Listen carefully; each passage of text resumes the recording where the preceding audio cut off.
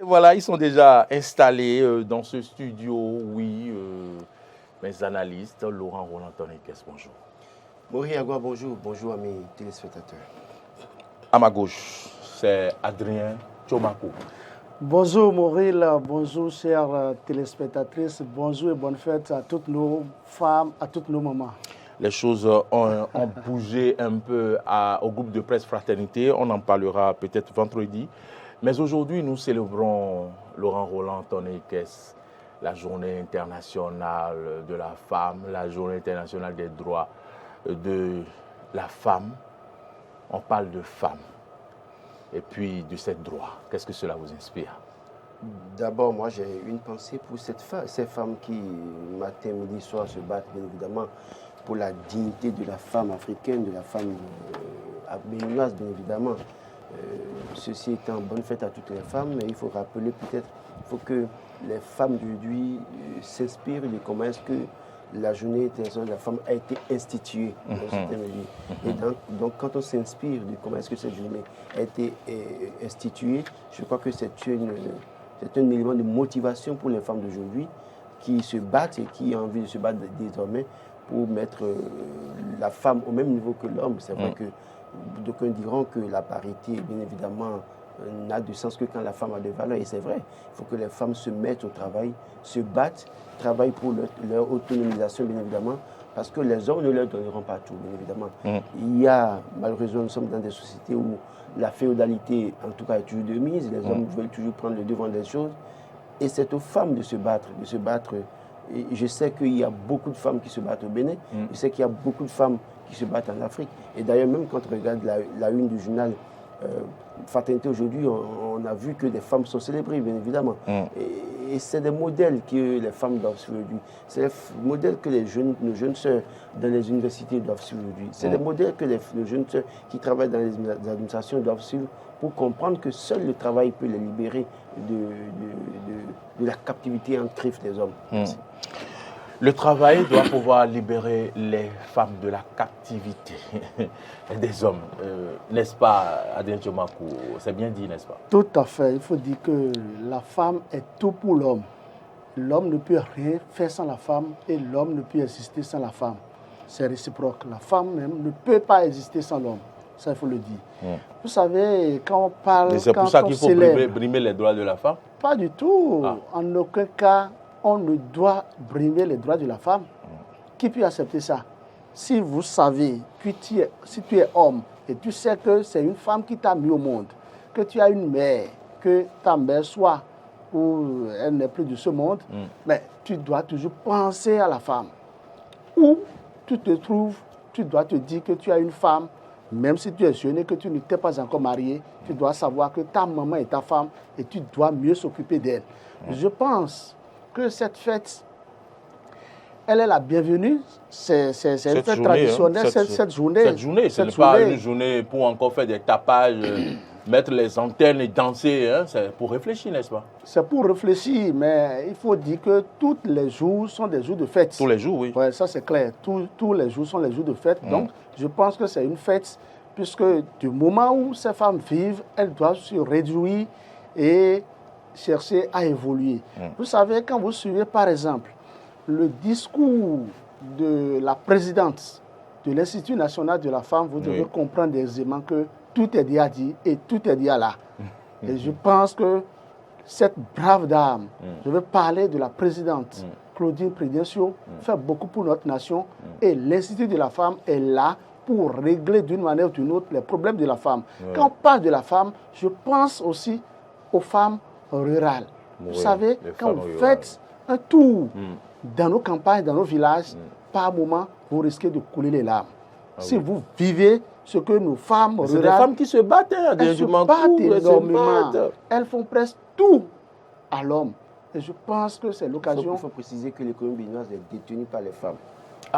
Que l'économie béninoise est détenue par les femmes. Oui, tout à fait. L'économie béninoise, quand nous prenons notre PIB, ça se repose sur les femmes. Ça se repose sur les actions menées par les femmes. Donc c'est très important de le souligner, M. Roland. Je pense que nous devons nous dire partout où nous passons, partout où nous sommes, que nous devons aider nos femmes à mieux vivre. Nous ne devons pas briguer le droit de nos femmes. Nous devons accueillir, entretenir nos femmes d'une manière ou d'une autre.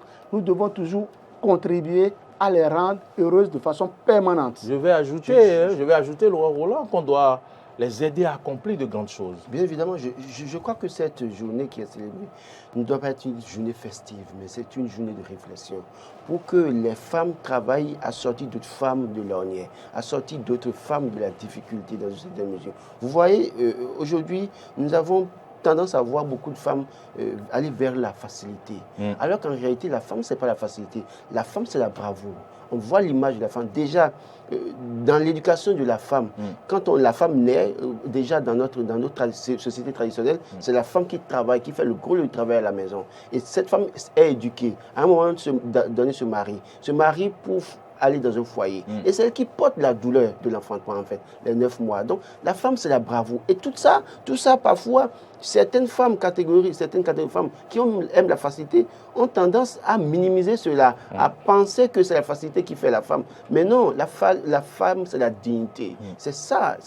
Je suis tenté de dire, la femme, c'est le centre du monde en réalité. Et donc, quand les femmes perdent de vue cette notion, c'est que nous sommes à la dérive. Et je crois que la plus grande partie des problèmes que nous avons aujourd'hui, que vous voyez aujourd'hui, parfois, ce sont certaines femmes qui sont peu ou prou à la base dans une certaine mesure. Je vois la une de Fraternité aujourd'hui, Ellen Johnson Sirleaf, qui a été présidente du Libéria. C'est un modèle de femme.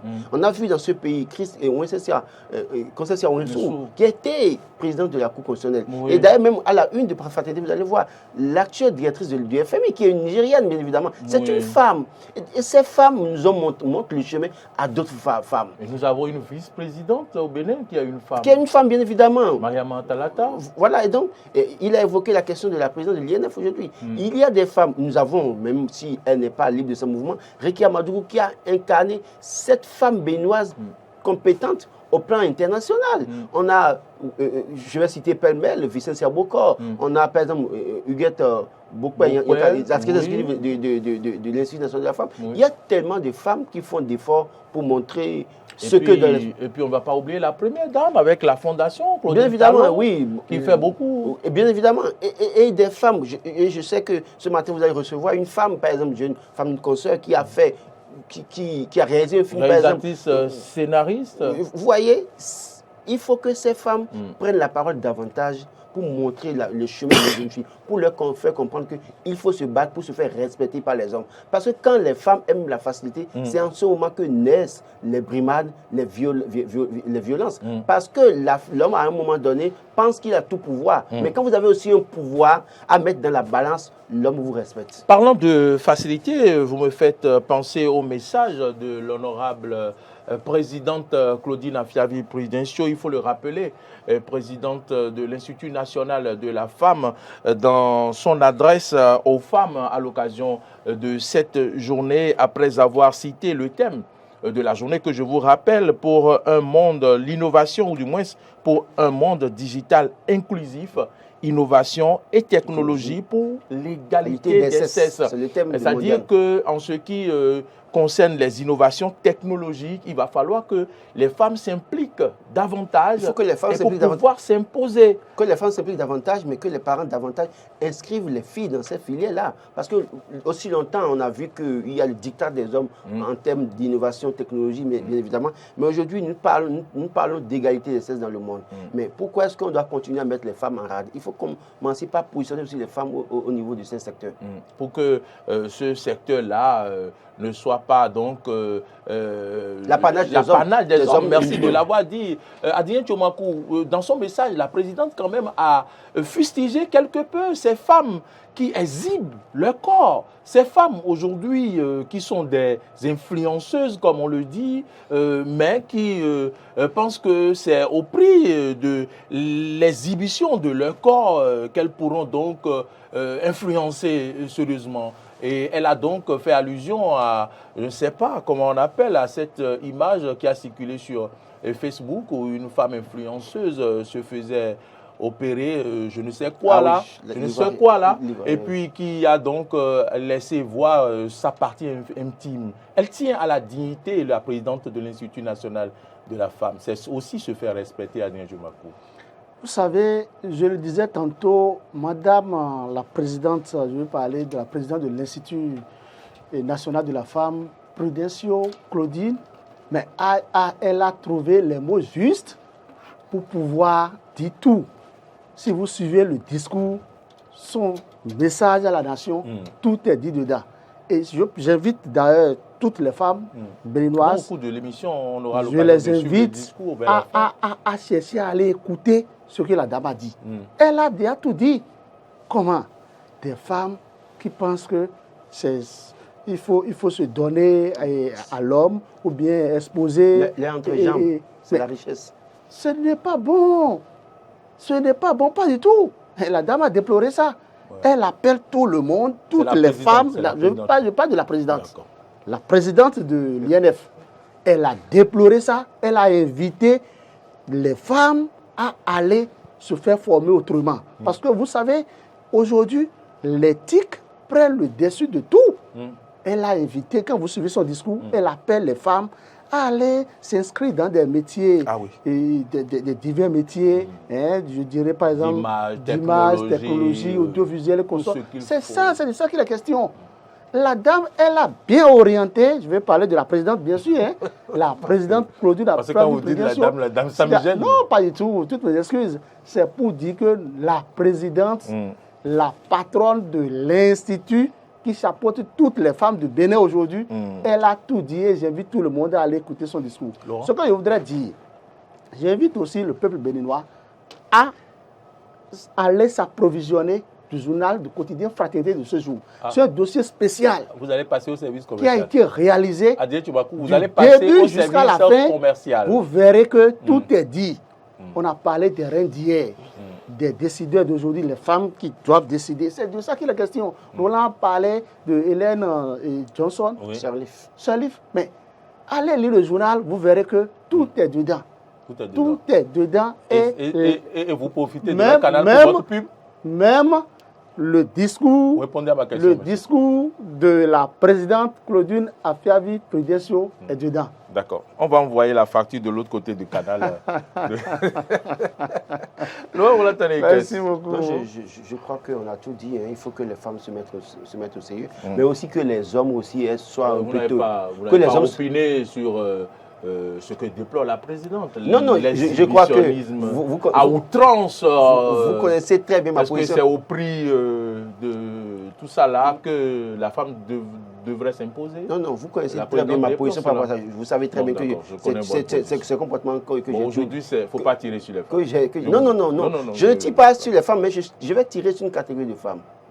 D'accord. Je crois que certaines femmes doivent être rééduquées dans une certaine mesure pour servir de modèle à nos enfants. Parce que le modèle qu'ils veulent imprimer à nos enfants aujourd'hui, ce n'est pas quelque chose à promouvoir. Tout le temps, vous les voyez du matin jusqu'au soir sur TikTok à bavarder, à dire des insanités. Je crois qu'il faut décroyer cela. Malheureusement, si on dit de couper TikTok, on dirait que c'est une récession, qu'on est en plein 21e siècle ou je ne sais quoi. Mais enfin, au fond, nous, on ne peut pas encourager cela. Non, je n'encourage pas, mais je pense que il faut maintenant commencer par faire le ménage au niveau de ces réseaux sociaux, de toutes ces femmes-là parce que vous voyez, il y en a qui vous diront qu'elles font le busy. Il y en a qui vous diront que oui, écoutez, que c'est leur corps qui est la richesse ou bien à mettre sur la table, on négocie son corps comme si c'est une marchandise. Malheureusement, ça met à mal la dignité de la femme. De la femme. Et je crois que l'Institut national de la femme fait un travail, bien évidemment, pour décourager les hommes qui font actes de violence à l'endroit des femmes, bien évidemment. Mais également, je pense sincèrement qu'il faut travailler maintenant à ce que l'Institut national de la femme éduque les femmes. Il faut sensibiliser les femmes. Elle a commencé avec les formations dans les écoles, les communications. Et même au-delà, c'est de travailler. On a vu la présidente même au charbon. Le combat pour moi doit être maintenant travailler à l'autonomisation des femmes. Parce qu'une femme qui est autonome, dans une certaine mesure, peut se faire respecter dans le foyer par l'homme. L'autonomisation de la femme, c'est très important. Ouais. Adrien Jumakou? Oui, en fait, ce qui se passe dans mon pays, ce qui se passe au Bénin, et je l'ai toujours dit, c'est une question d'éducation à la base. Ces femmes qui s'exposent, qui pensent qu'avec leur entrejambe, elles peuvent tout faire. Je dis non. L'éducation à la base, si la Elle maman... finit pas faner un jour. Hein. Tu dis? Elles finissent toujours pas faner un jour comme une fleur. C'est clair.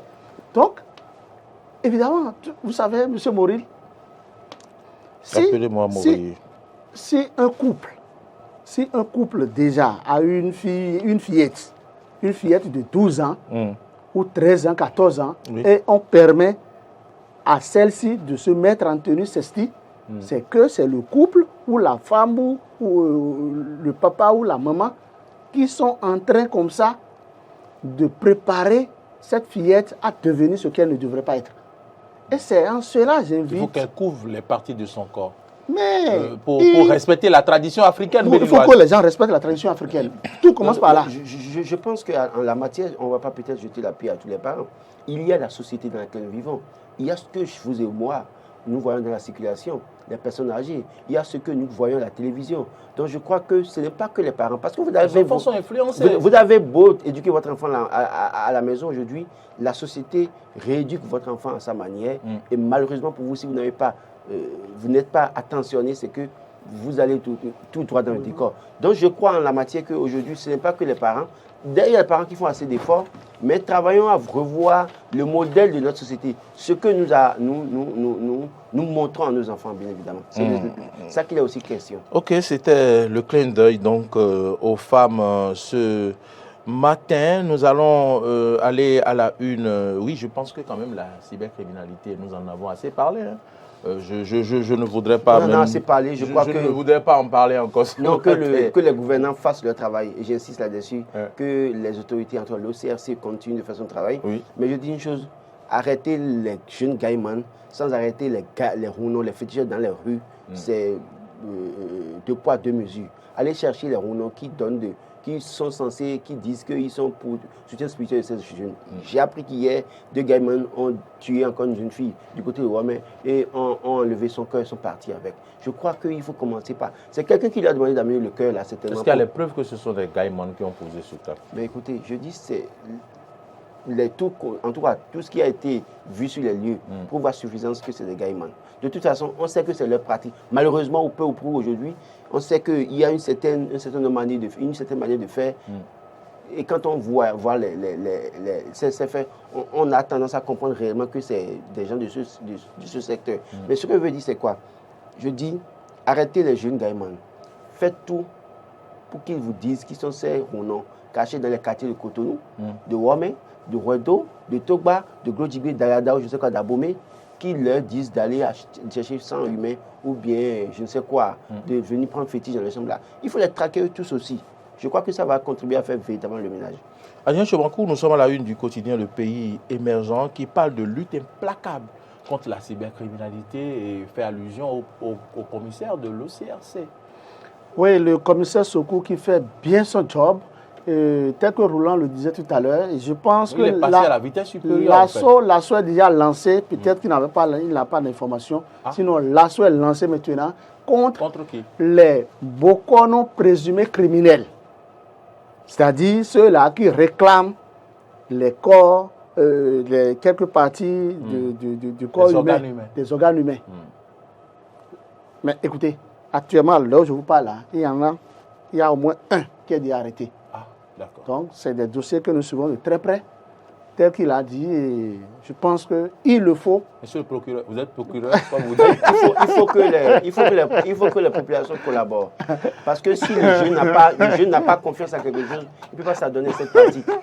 Je suis un seul journaliste. Oui, comme vous dites que nous suivons de très près. Oui, j'ai eu comme impression que j'avais quand même le procureur de la République sur ce plateau. En tant que journaliste d'investigation, il faut quand même suivre ce qui se passe. Donc, si des gens ont le courage d'ôter la vie à leurs proches ou à des enfants pour pouvoir prendre je ne sais quoi, pour aller faire quoi, je pense qu'on doit décourager ça. C'est à décourager à jamais et ça a commencé. C'est l'occasion pour moi de féliciter, je dirais, toute la police en général, la police républicaine, en l'occurrence l'OCRC, l'Office central de répression contre les cybercriminels, Donc, je les félicite, je les encourage. Ce n'est pas facile. Parce qu'une chose, c'est d'avoir des informations, de les recouper, de remonter l'enquête. Mais l'autre chose est de passer par tous les moyens pour pouvoir traquer, arrêter le présumé concerné. Oui, donc, mais... Sokou fait bien son travail. Il faut l'encourager. Je vais jeter un pavé dans la main, Laurent Roland Tonekes. Ouais. Ça fait quand même plusieurs mois que mon compte Facebook a été piraté par les Gaïman. Plusieurs journalistes ont vu leur compte piraté. Moi, de façon matinale, je me suis rendu à l'OCRC pour aller porter plainte. Et j'ai rappelé le numéro qui m'a été donné, qui devrait suivre le dossier. Mais bon, jusqu'aujourd'hui, on n'a pas eu le retour. D'autres aussi sont dans le cas, on n'a pas eu le retour. Vous savez, je vais vous dire quelque chose. Qui a piraté mon compte, qui pirate le compte des journalistes? Bon, on nous aurait dit que les comptes Facebook qui sont très anciens sont prisés et que les Gaïman recherchent ces comptes-là et donc ils vont à l'assaut de ces comptes parce que ces comptes ne peuvent pas être tracés. Oui, c'est-à-dire les gens ne manqueront... le commissaire nous suit, voilà. Je pense que même si le commissaire... On nous informe et qu'on voit ceux qui ont suivent. piraté nos comptes, quoi. Une chose est claire, tant qu'une enquête est ouverte, l'enquête peut prendre quelques mois, quelques semaines, même des années, l'enquête va aboutir. D'accord. Ça, c'est clair. Bon. Soit tranquille. J'ai dit des années à dessein. Vous avez Parce que répondu il à y ma a des question. années... Pour vous qui a de comité, pas de commission Rogatoire. Non, je pense qu'aujourd'hui, nous devons faire très attention. Vous savez, quand les gens arrivent à pirater nos comptes, pourquoi ils arrivent à pirater nos comptes, pourquoi? Parce que nous cliquons sur tous les liens qu'on nous envoie. Il y a que nous devons faire attention à ce niveau. Parce que quand vous cliquez sur tout ce qu'on vous envoie, vous donnez la main à quelqu'un d'autre de contrôler. Donc j'ai cliqué sur tout ce que j'ai vu. Vous pouvez parler directement. Parce qu'il y a de ces liens où on vous envoie Non, c'est pas faux. On vous envoie pour dire que vous avez gagné un billet d'avion. Vous n'avez même pas de passeport. Et on vous dit que vous avez gagné un billet d'avion. Et vous cliquez. Laurent, donc... Laurent, c'est de moi que vous parlez comme ça ce matin. Cliquez, gagner un billet d'avion pour aller où?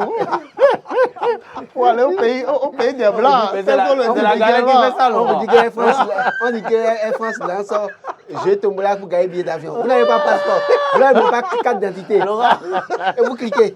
On dit que vous allez faire connexion gratuitement et on vous envoie. Mais ça, on vous dit que toutes les 15 minutes que vous allez gagner 200 francs au moment où ça va venir sur votre compte. Et vous croyez à la facilité, vous cliquez. Regardez votre compte. Encore que... Et après, on dérange aussi.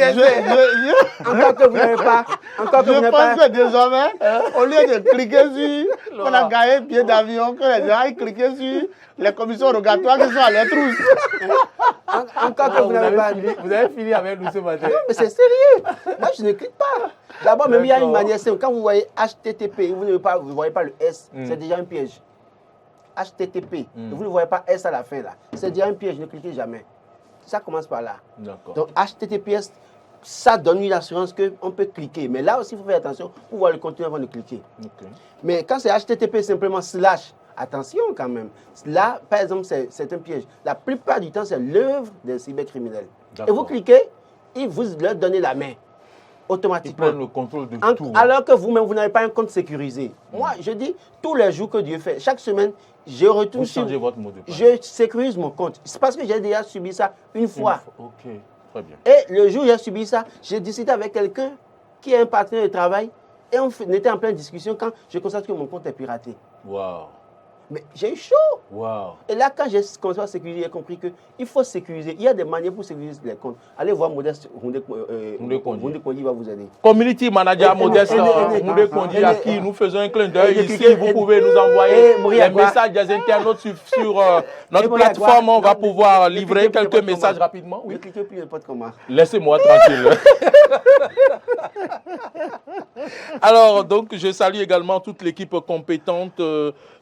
C'est bien Marcel Yedo à la réalisation de cette émission, de maître toujours au contrôle. Et puis, juste derrière lui, Alain Alou, le mignon garçon, est toujours attentif pour que vous puissiez nous recevoir 5 sur 5 chez vous. De l'autre côté de la diffusion, c'est Martin Tonisset, oui. Rien que des hommes élancés dans la maison. Et voilà, ils voient très loin depuis leur emplacement, ils peuvent voir le portail de Sivra avec leur taille. On va finir rapidement. Je vais vous laisser 3 minutes encore pour donc vous prononcer sur l'appel public à l'épargne dont parle le matinal et placement d'argent. 25 structures non agréées épinglées en 2022. Et pourtant, le phénomène de placement d'argent continue avec des structures illégales. Adrien Tchoumakou.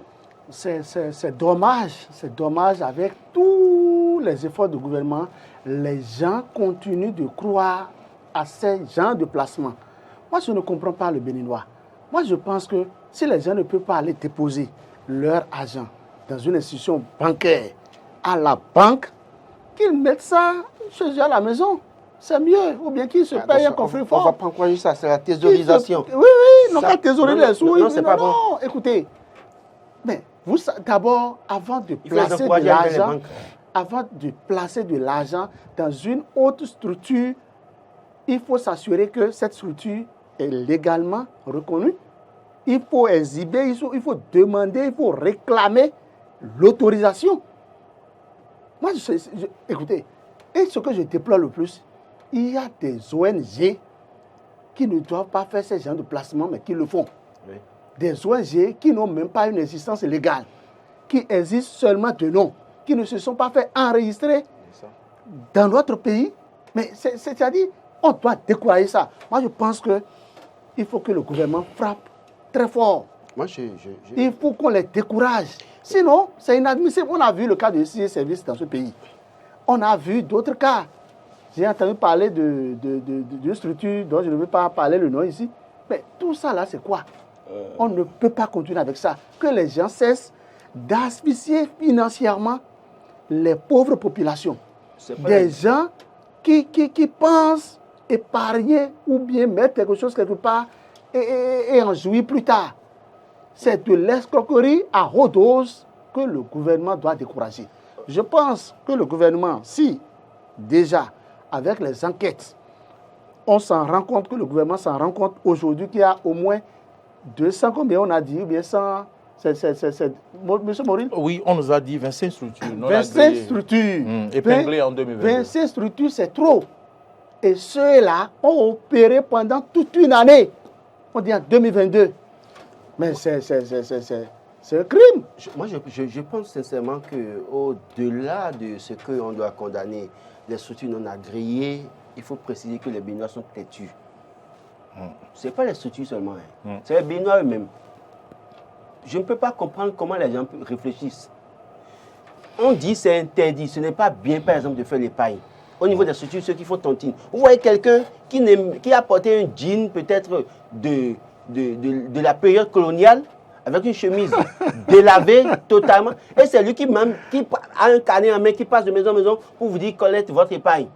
Vous-même, vous êtes mieux que la personne. Et vous donnez votre argent. Et vous voulez accuser après l'État pour l'État n'a pas surveillé. Il faut que les Béninois aussi se prennent au sérieux. Mais quand on finit de dire ça, je comprends que parfois, les Béninois soient tentés d'aller vers cette structure parce que c'est facile pour eux d'aller peut-être trouver de l'argent là. Ou bien de reprendre leur argent sans protocole. Parce que dans nos banques aujourd'hui, osons crever l'abcès aujourd'hui. C'est-à-dire que je mets mon argent dans une banque, je veux retirer l'argent, on me met au soleil, je fais un rang, peut-être je dis n'importe quoi, au Carrefour Ita, quelqu'un dans mon quartier qui m'a parlé d'argent hier nuit, je lui ai dit je n'ai pas d'argent, demain matin je vais à la banque pour prendre l'argent, je suis dans un rang, il passe par là, il voit que je vais prendre de l'argent de la banque. Il sait que j'ai de l'argent. Donc il faut que les banques aussi s'organisent autrement pour mieux satisfaire les populations, les clients, pour que les clients puissent opérer dans la discrétion dans une certaine mesure et que le service soit un service de qualité et fiable dans une certaine mesure. Là, ça peut encourager les gens à mettre leurs sous dans les banques. Mais quand on ne fait pas ça et que les gens pensent qu'au niveau des banques c'est compliqué, je mets mon argent, regardez, je me réveille le matin, parfois j'ai sommeil, je suis fatigué, je viens faire travailler ici, je mets mon argent, on veille mon salaire chez vous. Mais pour venir prendre l'argent peut-être à un moment donné, je dois faire un rang ou bien je suis dans les rangs et je dois peut-être de l'argent à mourir à Gouaï, il passe par là, il voit que bon, le gars là à la banque, il venait le soir me demander son argent. Et pourtant, l'argent, peut-être le salaire, il y a fait un programme dessus. Je pense qu'il y a une certaine chose qu'il faut régler aussi dans la société, au niveau des structures bancaires. Mais je dis toujours, les Béninois sont têtus. Il faut qu'ils arrêtent de toujours continuer à faire des erreurs et mettre ça sur le dos de l'État. On ne peut pas continuer à mettre de l'argent dans des structures qui ne sont pas reconnues dans certaines mesures. L'État a mis en place un certain nombre, en tout cas, a publié un certain nombre de structures qui sont agréées. Allez vers ces structures, c'est tout simple. Mais écoutez, vous avez parlé de thésaurisation, ça ne permet pas à la vitalité de l'économie. L'argent ne tourne pas. Il faut que l'argent aille dans les banques, dans les structures, pour qu'on puisse tourner. Ceux qui ont besoin de prêts, on leur fait des prêts. Mais quand vous mettez l'argent à la maison, non seulement vous êtes exposé aux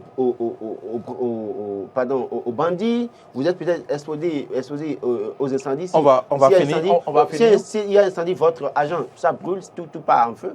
Donc, je crois qu'il faut réorganiser de toute façon, de toute manière, ces structures bancaires aujourd'hui pour que nous puissions encourager les Béninois à aller vers les banques.